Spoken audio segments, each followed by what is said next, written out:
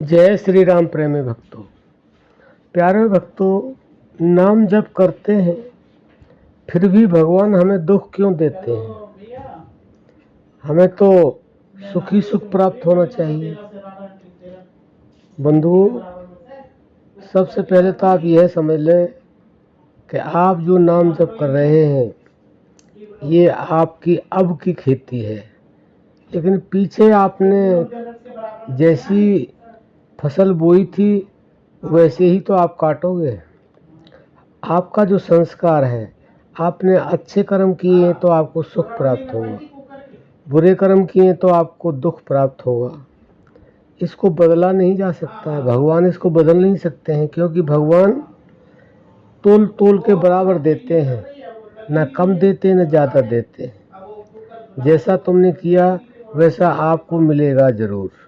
लेकिन सबसे पहली बात आप यह समझ लें कि जब आपने जो किया उसका फल आपको मिल रहा है, तो अब आप जो कर रहे हैं उसका फल भी आपको मिलेगा। आप नाम जप कर रहे हैं, अच्छे शुभ कार्य कर रहे हैं, तो आगे जब वह समय समाप्त होगा और ये समय शुरू होगा तो आपको सुख ही सुख होगा।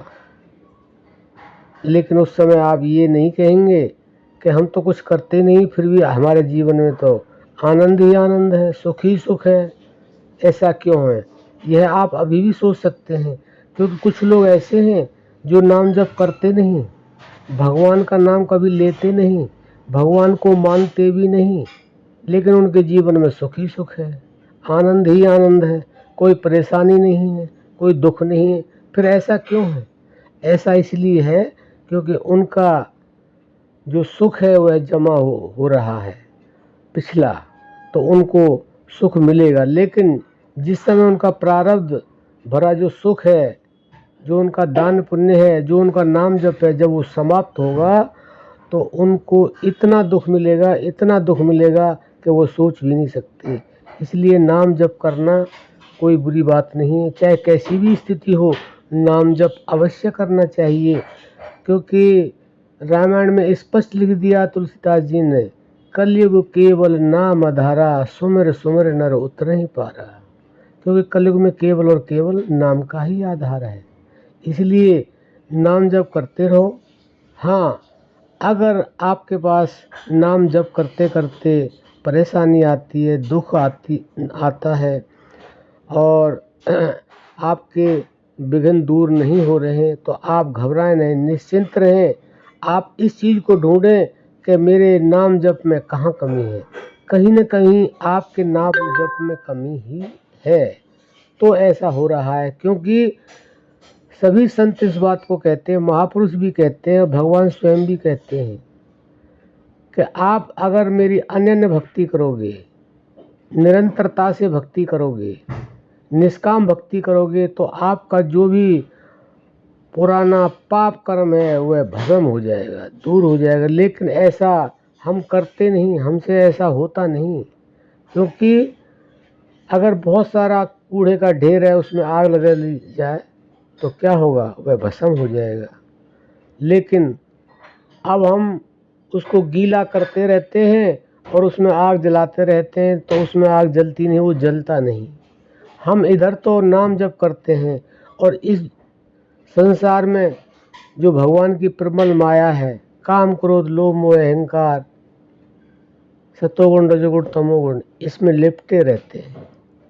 जब तक इससे दूर नहीं होंगे तब तक हमें दुख सताता ही रहेगा, क्योंकि हमारी भक्ति अभी कच्ची है।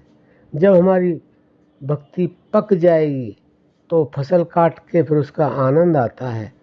जैसे पेड़ होता है, उस पर जब तक कच्चा फल होता है उसको खाते हैं तो वो खाया नहीं जाता, अच्छा नहीं लगता है। जब पक जाता है, खाते हैं तो आनंद आता है, सुख का अनुभव होता है। इसलिए प्रेमी भक्तों, आप ज़्यादा से ज़्यादा भक्ति करते रहें और भगवान पर विश्वास रखें और नाम पर विश्वास रखें। आप अपनी भक्ति को ज़्यादा से ज़्यादा बढ़ाएं, तो ऐसा हो नहीं सकता कि आपके जीवन में दुख ही दुख रहेगा। देखिए, आप समझ सकते हैं कि 12 घंटे की रात होती है, 12 का दिन होता है, 24 घंटे में रात और दिन बदलते ही रहते हैं। ऐसा कभी नहीं हुआ कि हमेशा दिन ही रहा या हमेशा रात ही रही, तो दुख के बाद सुख और सुख के बाद दुख ये आता ही रहता है। लेकिन लगातार सुख प्राप्त करने के लिए तो आपको अखंड भक्ति, आपको अनन्य भक्ति, आपको निष्काम भक्ति करनी होगी। तो फिर आपके पास दुख का लवलेश भी नहीं होगा। आशा करते हैं आप समझ गए होंगे। अब हम अपनी वाणी को विराम देते हैं। जय श्री राम।